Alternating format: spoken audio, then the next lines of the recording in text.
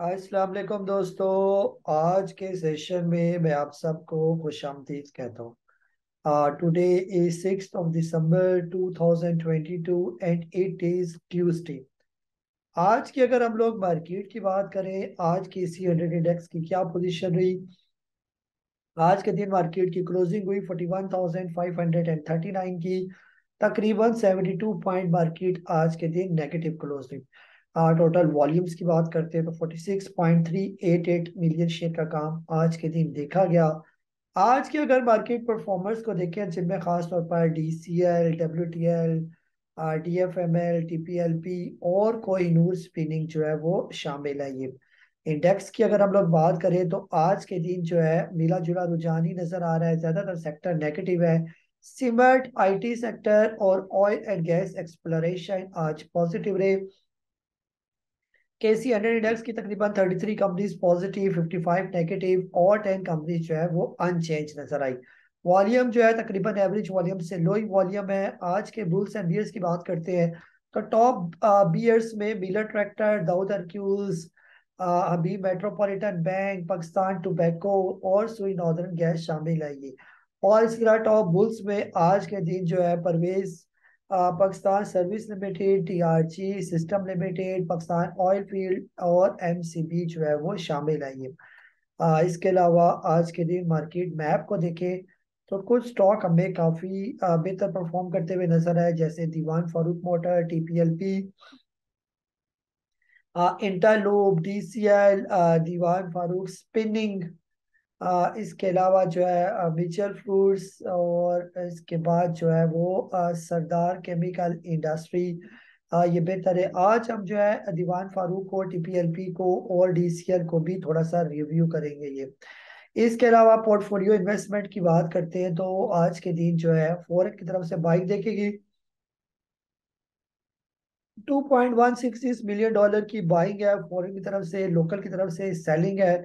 तकरीबन सारा ही लोकल जो है ऑलमोस्ट सेलिंग में लगा हुआ है और जो हमारा गोरा भाई है वो बाइंग में लगा हुआ है। ये आज की कैंडल की बात करते हैं तो आज जो है वो स्पिनिंग टॉप कैंडल की फॉर्मेशन है। जैसे मैं पहले आज कुछ कर चुका हूँ कि जो मूविंग एवरेजेस चल रहा है वॉल्यूम का वो तकरीबन 79 मिलियन के राउंड अबाउट है। जबकि आज का जो वॉल्यूम लगा 46.33 मिलियन का काम हमने देखा। ये आज की शेयर मार्केट की मूवमेंट को अगर देखें कि आज के दिन मार्केट ने मूव कैसे किया। ये यहाँ से आज मार्केट की जो है वो ओपनिंग हुई, स्टार्ट में मार्केट पहले पॉजिटिव गई, 41,737 का हाई लगाया। फिर हमें मुसलसल मार्केट के अंदर एक सेलिंग प्रेशर नजर आया। फिर यहाँ पर मार्केट ने एक डबल बॉटम बनाया तकरीबन 1 बजकर 9 मिनट, और दूसरा बॉटम था तकरीबन 1 बजकर 59 मिनट। तो डबल बॉटम, फिर डबल बॉटम के ऊपर ब्रेकआउट, और ब्रेकआउट के बाद तकरीबन जितने ये पॉइंट्स होंगे उतने पॉइंट मार्केट फिर ऊपर भी गई है। तो ऑलमोस्ट जो है आखिरी टाइम मार्केट ने जो वॉल्यूम लगा वो काफी, यानी कि बेहतर वॉल्यूम, एवरेज वॉल्यूम से बेहतर वॉल्यूम लगा। और मार्केट की जो क्लोजिंग हुई 41,539 के राउंड अबाउट। ये तो बहरहाल आने वाले दिनों में अगर हम बात करें मार्केट के, ये जो ऊपर वाले पॉइंट है ये मार्केट की रेजिस्टेंस के लेवल हो सकते हैं 41,746 के राउंड अबाउट। फिर इसके बाद नेक्स्ट रेजिस्टेंस मार्केट को आ सकती है तकरीबन 41,950 के राउंड अबाउट। सपोर्ट की अगर हम लोग बात करते हैं तो फिलहाल मार्केट की सपोर्ट है 41,419, और इसके अलावा 41,308, यानी तकरीबन 41,300 से लेकर 41,400 के दरमियान मार्केट का एक सपोर्ट जोन जो है वो नजर आ रहा है। आज के दिन जो है आप लोगों ने जो सवाल पूछे वो आपके सवाल में से ये खासतौर पर जो आज के जो स्टॉक जिन्होंने परफॉर्म किया उनको पहले देख लेते हैं। दीवान फारूक मोटर्स का हम कई दफा रिव्यू इससे पहले भी मैं आपको दे चुका हूँ कि दीवान फारूक मोटर लाइफ टाइम में फिलहाल क्या कर रही है।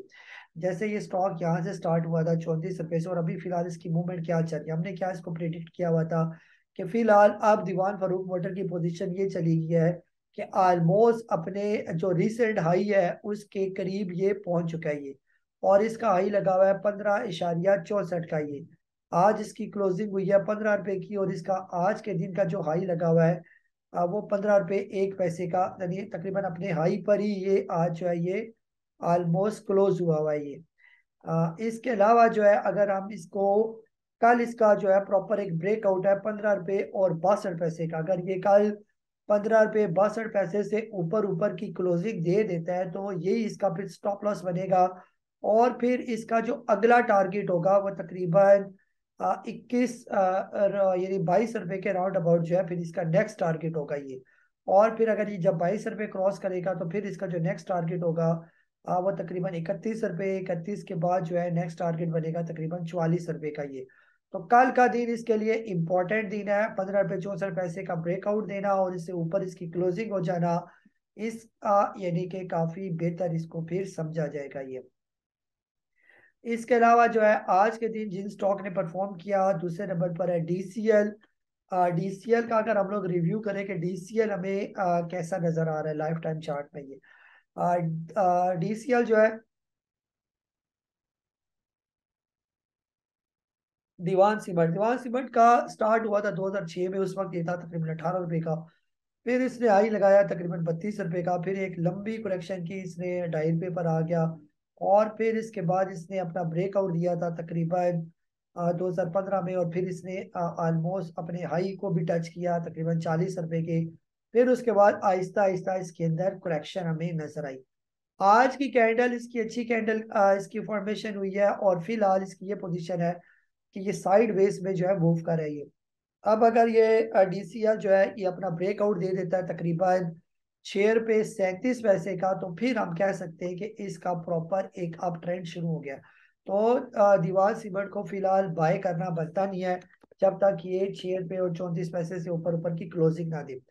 आज का जो हमारा तीसरा स्टॉक है दैट इज टीपीएलपी। टीपीएलपी को अगर हम लोग देखें, जो टीपीएल प्रॉपर्टीज है इसकी क्या पोजीशन है, ये तकरीबन स्टॉक शुरू हुआ था 2016 में, उस टाइम इसका रेट था 9-10 रुपए के करीब करीब। काफी अरसे इसी रेट के करीब रहा, और फिर जब इसने ब्रेकआउट दिया अपना 8 रुपये 27 पैसे का, तो फिर इसने हाई लगाया था तकरीबन तकरीबन जो है वो 48 रुपए के करीब करीब ये। फिर इसके अंदर एक बड़ी करेक्शन हुई, और एक यानी कि प्राइस वाइज और फिर टाइम वाइज भी करेक्शन होती रही। अब टीपीएलपी जो है सिर्फ अपने ब्रेकआउट के बिल्कुल करीब खड़ा ही है। जिस टाइम भी इसका ब्रेकआउट निकल गया तकरीबन 21 रुपए से ऊपर ऊपर की इसकी क्लोजिंग हो गई, तो फिर ये काफी तेज हो जाएगा। तो फिलहाल जिनके पास टीपीएलपी पड़ा हुआ है और जिन्होंने इसको इस रेंज के अंदर जो है, ये सारा इसका एकोमोडेशन जोन था 14 रुपए से लेकर 21 रुपए के दरमियान, ये सारा इसका कंसोलिडेशन फीस है।